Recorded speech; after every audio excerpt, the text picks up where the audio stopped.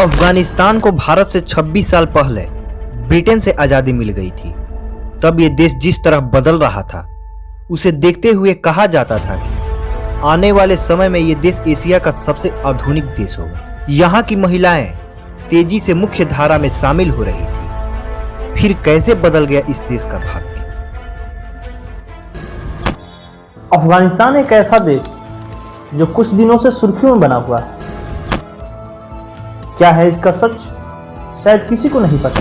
आज हम आपको बताएंगे कि क्या अलग अलग न्यूज चैनल पर दिखने वाला वो खौफनाक दृश्य पहले भी होता था या यह घटना कुछ नई है।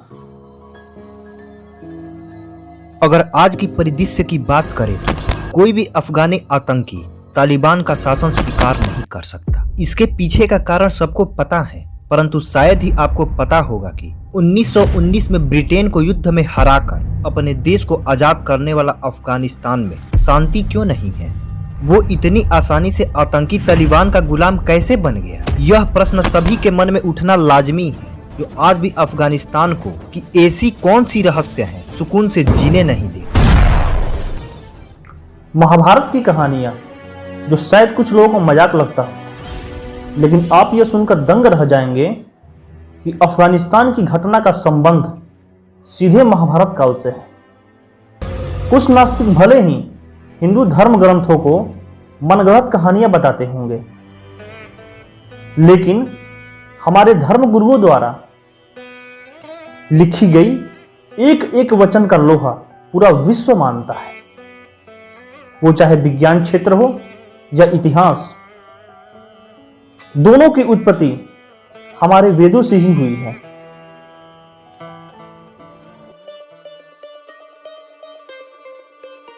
हिंदू धर्म के अनुसार श्राप या वरदान प्रतापी ऋषि मुनियों का अपना हथियार हुआ करता था। एक ऐसा हिस्सा जो आज भी गंधार पर कहर बनकर टूट रहा है। यह घटना कई अर्सों पहले महाभारत काल की है।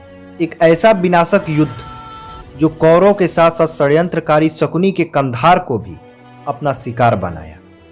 कंधार मतलब अफगानिस्तान, वो अफगानिस्तान जो आज भी अपने अधिकार के लिए संघर्ष कर रहा है।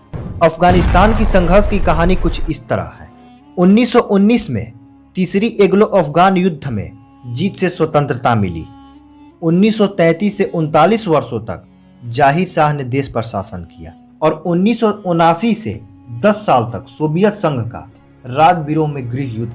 1989 में सोवियत सेना ने देश को छोड़ा, वो अमेरिकी सहयोग से तालिबान पनपा और 1995 तक तालिबान ने काबुल पर कब्जा करके शरिया कानून लागू किया। 2001 में 26/11 हमले के बाद अमेरिका सेना ने तालिबान को खदेड़ा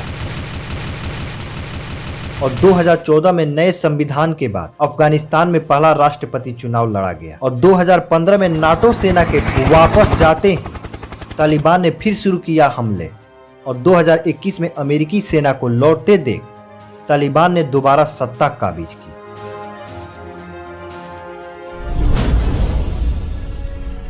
महाभारत में मामा शकुनी के नाम से प्रसिद्ध गांधार नरेश को कौन नहीं जानता, जिनकी कुटिलता और षड्यंत्र की कहानियां हमें खूब सुनाई जाती हैं। महाभारत की कहानियां कौरवों के विनाश के साथ साथ गांधार को श्रापित करने की भी कहानी है और यह सिलसिला आज भी चलता आ रहा है। महाभारत में जिस गांधार का जिक्र किया गया है, भौगोलिक परिस्थिति व लगातार संघर्ष को देखते हुए हम इसे सीधे अफगानिस्तान से जोड़कर देख सकते हैं,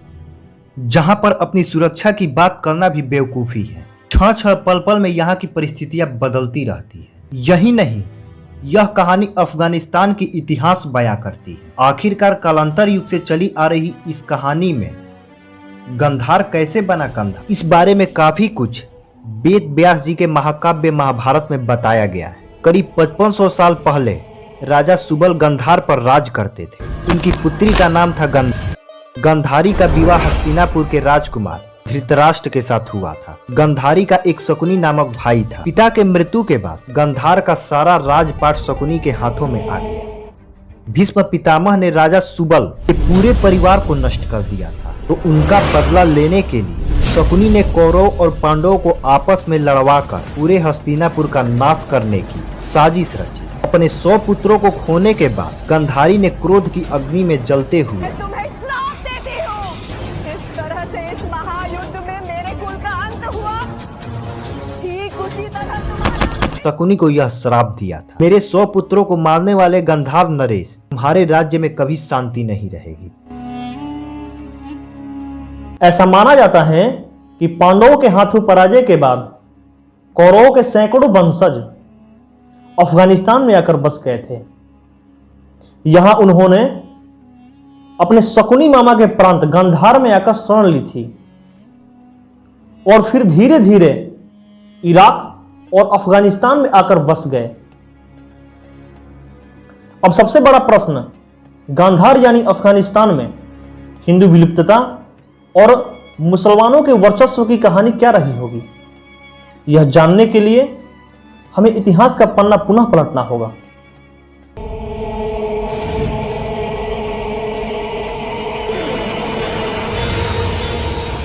पृथ्वी के इतिहास में पहले सनातन धर्म ही हुआ करता था, जिसे हिंदू धर्म के नाम से जाना जाता है। अगर हम बात करें कि हिंदू धर्म कितना पुराना है, तो इसका उत्तर शायद आपको न मिले, क्योंकि इसका पता लगाना इतिहासकारों की बस की बात नहीं। लेकिन अन्य धर्मों के उदय का जिक्र इतिहास में किया गया है। ईसाई धर्म का उदय लगभग 2000 साल पहले यीशु मसीह ने किया। इस्लाम धर्म का उदय पैगंबर मुहम्मद ने 610 ईस्वी पूर्व में किया। बौद्ध धर्म का उदय 483 ईसा पूर्व गौतम बुद्ध ने किया था। ऐसे ही कुछ अन्य धर्मों का भी जिक्र किया गया है। इसी प्रकार महाभारत काल की समाप्ति के बाद यहाँ धीरे धीरे बौद्ध धर्म का प्रचार होने लगा। यहाँ तक कि एशिया की कुछ भाग में बौद्ध धर्म तेजी से फैलने लगा। भगवान शिव की पूजा यहाँ से धीरे धीरे समाप्त होने लगी और इसके बाद बौद्ध धर्म के अनुयायी अपने धर्म को बढ़ावा देने लगे। मुस्लिम शासकों को यहाँ कब्जा करने से पहले कई मौर्य शासकों ने यहाँ पर राज किया। उसके बाद 11वीं शताब्दी में यहाँ महमूद गजनवी ने यहाँ अपने सत्ता स्थापित कर ली और इस तरह गंधार बन गया कंधार, जो कि यहाँ कंधार नामक एक शहर के रूप में जाना जाता है। ऐतिहासिक साक्ष्य बताते हैं कि उस वक्त गंधार राज्य में वर्तमान के उत्तर पाकिस्तान नामक भी कुछ हिस्सा शामिल था। अफगानिस्तान पर अत्याचार की घटना कोई नई नहीं है।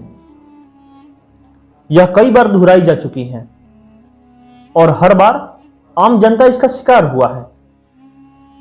अगर वो मंजर आपको दिखा दी जाए तो आपका कलेजा कांप जाएगा।